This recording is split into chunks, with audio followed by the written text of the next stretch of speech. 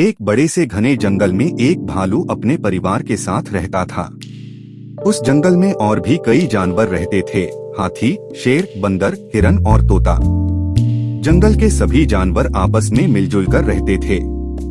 भालू का परिवार सबसे प्यारा माना जाता था, क्योंकि भालू और उसके बच्चे मिलनसार और मददगार थे। जंगल में हर हफ्ते एक सभा होती थी, जिसमें सभी जानवर मिलकर जंगल के नए नियम बनाते थे। एक दिन सभा के दौरान सभी जानवरों ने देखा कि एक नन्हा हिरन जंगल के किनारे अकेला बैठा रो रहा है। भालू और उसके बच्चों ने उसकी मदद की, उसे खाना दिया और रहने के लिए सुरक्षित जगह भी ढूंढी। धीरे धीरे वह हिरन भी उनका अच्छा दोस्त बन गया। लेकिन एक दिन कुछ अजीब हुआ। जंगल में एक नया शेर आया, जो पहले किसी और जंगल का राजा था। उसका नाम था शेरा। उसके आते ही जंगल के कई जानवर डर के मारे चुप हो गए। शेरा ने ऐलान किया कि अब से वही जंगल का राजा होगा। लेकिन भालू ने उसका विरोध किया। शेरा ने भालू को धमकी दी कि अगर उसने विरोध किया तो उसके परिवार को जंगल से निकाल दिया जाएगा। परंतु भालू ने डरने की बजाय जंगल के नियम और दोस्ती के लिए लड़ने का फैसला किया। उसने सभी जानवरों को इकट्ठा किया और एक सभा बुलाई। सभा में भालू ने कहा, जंगल किसी एक का नहीं होता, यह हम सभी का है।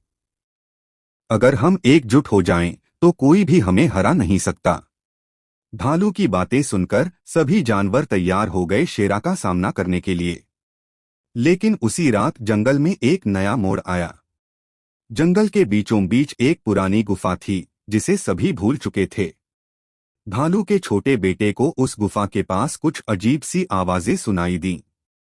जब वह अंदर गया तो वहां उसे एक पुरानी किताब मिली, जंगल की पुरानी कहानियां। उस किताब में लिखा था कि इस जंगल का राजा वही बन सकता है जिसे सभी जानवर मिलकर चुने। यह बात अगली सभा में सबके सामने रखी गई। शेरा यह सुनकर गुस्से में आग बबूला हो गया और किताब को जलाने की कोशिश की, लेकिन चतुर तोते ने उड़कर वह किताब बचा ली। अगली सुबह जंगल में वोटिंग हुई। सभी जानवरों ने मिलकर भालू को अपना राजा चुना। शेरा ने हार मान ली और जंगल छोड़कर चला गया। सारे जानवर खुशी से झूमने लगे। जंगल में फिर से हंसी और उमंग छा गई। भालू के बच्चे अब बड़े हो गए थे। उन्होंने भी अपने पिता की तरह दयालु, ईमानदार और सभी का साथी बनने का संकल्प लिया। भालू ने जंगल के लिए एक नया नियम बनाया। जंगल में सभी बराबर हैं। और इस तरह जंगल फिर से एक सुखद स्थान बन गया, जहां सब मिलकर प्रेम और शांति से रहते थे। लेकिन जंगल के किनारे एक रहस्यमयी परछाई दिखाई दी। क्या कोई नया खतरा जंगल की ओर बढ़ रहा है? जानने के लिए पढ़िए अगले भाग में।